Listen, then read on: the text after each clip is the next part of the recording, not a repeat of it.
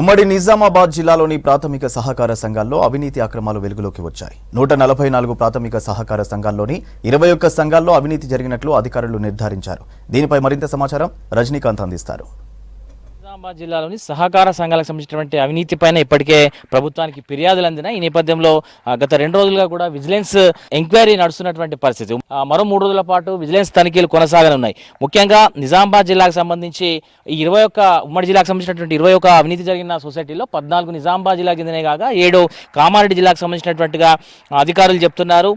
గత పాలక మండలి ప్రస్తుతం ఉన్నటువంటి పాలక మండలి సమయంలో ఇప్పటికే అవినీతి జరిగినట్టుగా పెద్ద ఎత్తున ఆరోపణలు వస్తున్నాయి. గత 2-3 సంవత్సరాలుగా కూడా చాలా ప్రాథమిక సహకార సంఘాలు ఇట్లాంటి చర్చ నడిచింది. ఎప్పుడైతే తాళ్ళ రాంపూర్ సంబంధించినటువంటి సొసైటీలో అవకతవకలు బయటపడ్డాయో, ఇప్పుడు బంగారం కుదువ పెట్టి తీసుకున్నటువంటి నగదు అక్కడ మిస్ప్లేస్ అయింది. దాని మీద ఎంక్వైరీ చేసినప్పుడు పెద్ద ఎత్తున లావాదేవీలు జరిగినాయి, అక్రమ లావాదేవీలు జరిగినటువంటి విషయాన్ని అధికారులు గుర్తించారు. ఆ సమయంలో చైర్మన్తో పాటు అక్కడ ఉన్నటువంటి సెక్రటరీ, ఇప్పుడు సీఈఓగా ఉన్నటువంటి సెక్రటరీల పైన కూడా క్రిమినల్ కేసులు నమోదు చేశారు. కానీ ఎట్లాంటి రికవరీ చేయలేదు. కానీ డిపాజిటర్లు ఎప్పుడైతే ఆందోళన చేసిండ్రో ఆ తర్వాత సొసైటీకి సంబంధించినటువంటి ఆస్తుల్ని అమ్మి డిపాజిటర్లకు తిరిగి డబ్బులు ఇచ్చినటువంటి పరిస్థితి. ఒక తాళ్ళరాంపూరే కాదు, ఇట్లా నిజామాబాద్ జిల్లాకు సంబంధించి 14 సొసైటీలో ఇట్లాంటి పరిస్థితి నెలకొంది.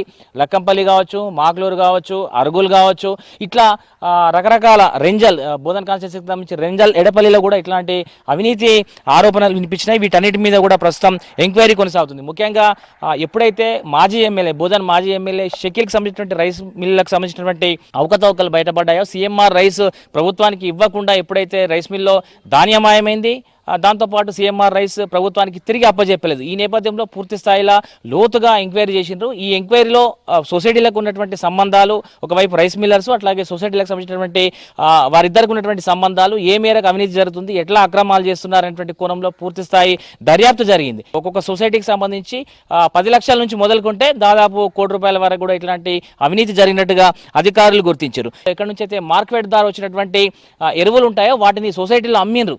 కానీ ఆ డబ్బులు మార్క్ఫెడ్కు చెల్లించలేదు. దీంతో ఈ సీజన్లో మార్క్ఫెడ్ ఇట్లాంటి యూరియా బస్తాలు పంపనటువంటి పరిస్థితి. దానికి కారణం ఏంటంటే సొసైటీలో మార్క్ఫెడ్ నుంచి వచ్చినటువంటి స్టాక్కి డబ్బులు చెల్లించలేదు. తిరిగి చెల్లించకపోవడంతో మార్క్ఫెడ్ సరఫరా నిలిపేసింది. ఈ జిల్లా స్థాయి అధికారి డీసీఓ మొదలుకొని కింద ఉన్నటువంటి జూనియర్ అసిస్టెంట్ వరకు కూడా ఈ యొక్క అక్రమాల్లో ఇన్వాల్వ్ అయినట్టుగా తెలుస్తుంది.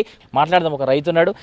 సార్ చెప్పండి, సొసైటీలో అక్రమాలు జరుగుతున్నాయని రైతులు చాలా రోజులుగా ఆరోపణలు చేస్తున్నారు. బంగారం కుదబెట్టిన తర్వాత కూడా తీసుకునే సమయంలో కొంత ఇబ్బంది పెడుతున్నటువంటి ఒక ఆరోపణలు వినిపిస్తున్నాయి. నిజంగా ఏం జరుగుతుంది అసలు సొసైటీలో? ఏం జరుగుతుంది సొసైటీలో ఏం జరుగుతున్నదంటే, ఈ వేరే అకౌంట్లకు డబ్బులు వెళ్తున్నాయంటే కుంటాలకు ఒక 40 కిలోల బస్తాకు 2 కిలోల చొప్పున 6 కిలోలు కట్ చేస్తున్నారు.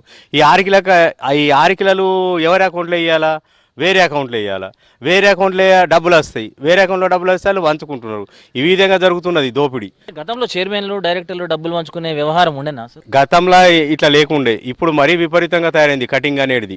6, 7, 10 కిలోల దాకా, 12 కిలోల దాకా పోయింది కుంటాలకు. అందుకోసమని మళ్ళీ అమలు దాంట్లో కూడా అమలు వాళ్ళకి ఇచ్చేది ఒక రేటు, రైతుల దగ్గర కట్ చేసేది ఒక రేటు. ₹15 కట్ చేస్తున్నారు, వాళ్ళకి ఇచ్చేది ₹11-12 ఇస్తున్నారు అమలు వాళ్ళకి. సొసైటీకి సంబంధించినటువంటి మార్కెట్ నుంచి వచ్చేటువంటి యూరియా కూడా బయట మార్కెట్లో అమ్ముతున్నారనేటువంటి ఆరోపణలు వినిపిస్తున్నాయి. అట్లా సొసైటీకి వచ్చే యూరియా కానీ మందు కానీ 2వ క్వాలిటీ వస్తున్నది, కానీ నంబర్ 1 క్వాలిటీ మాత్రం వస్తలేదు.